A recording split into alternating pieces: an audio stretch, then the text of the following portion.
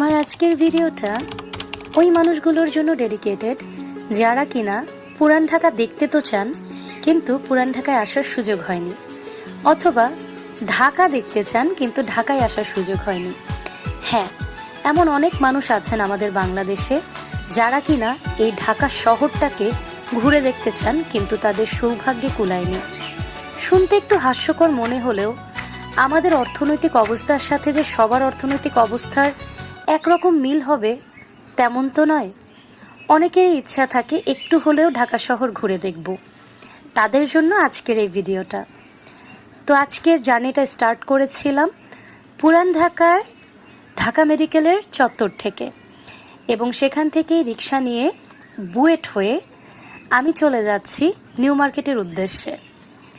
So এই যে এখানে দেখতে পাচ্ছেন, একটু পিছনে দেখিয়ে দিচ্ছি, এটাই হচ্ছে বুয়েটের মেইন গেট। এবং এই যে সুন্দর সুসজ্জিত দালানগুলো দেখতে পাচ্ছেন, এটাকে বলা হয় আজিমপুর কলোনি। আর তার ঠিক উল্টা পাশে আমাদের মেয়েদের একটা ইমোশন, যেটা হচ্ছে ইডেন কলেজের সামনে বসা এই স্ট্রিট মার্কেটটা। কোন মেয়েরা ঢাকায় আছেন কিন্তু ইডেন কলেজের সামনে থেকে এই স্ট্রিট মার্কেটের জিনিসপত্র নেননি, একটু কমেন্ট সেকশনে জানিয়ে যাবেন। আমার ছোটবেলার একটা ইমোশন ছিল এই ইডেন কলেজের সামনে থাকা এই মার্কেটটা।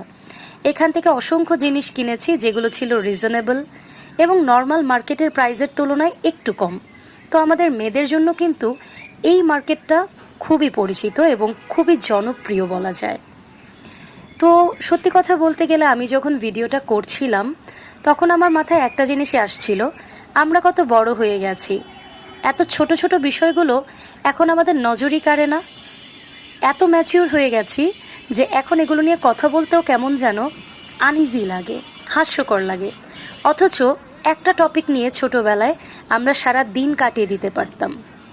এই তো দেখেন, কথা বলতে বলতে চলে এসেছি ঢাকার সবচেয়ে ব্যস্ততম মার্কেট ঢাকা নিউ মার্কেটের গেট নাম্বার 2 এর সামনে। যদিও আমার উদ্দেশ্য আজকে অন্য, কিন্তু নিউ মার্কেট আপনাদেরকে না দেখালে আমার মনে হয় ভিডিও কমপ্লিট হবে না। তো আজকে চেষ্টা করলাম পুরান ঢাকার একটা পার্ট আপনাদের দেখাতে। ইনশাল্লাহ অন্য কোনো দিন আবার আরেকটা পার্ট নিয়ে